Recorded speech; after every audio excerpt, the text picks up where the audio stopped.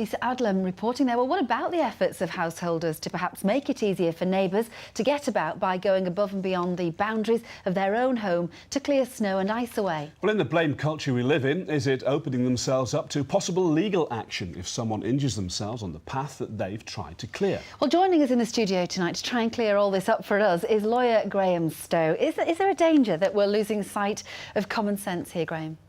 The law simply says you've got to act reasonably, and if you act reasonably, you're okay. If you fail to act reasonably, you hold yourself in a situation where you can be held liable. What do you mean by reasonably?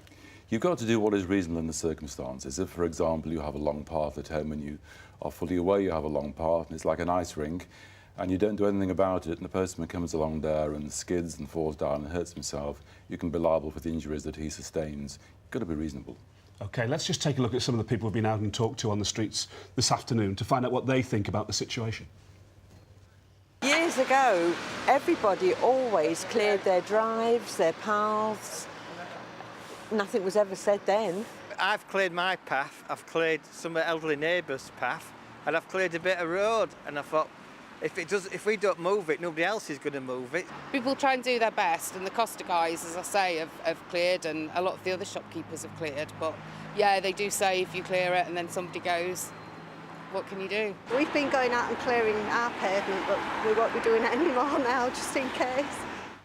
Just in case, that's what it is, isn't it? Because there's a fear factor they may be done for it, which leads to worse conditions, which probably leads to more problems for local councils and local authorities. The bottom line is you've got to really exercise some degree of common sense. If you're going to go and pour boiling water onto a patch of ice and forget about it, and it freezes over and makes it far worse, once again, liability surfaces.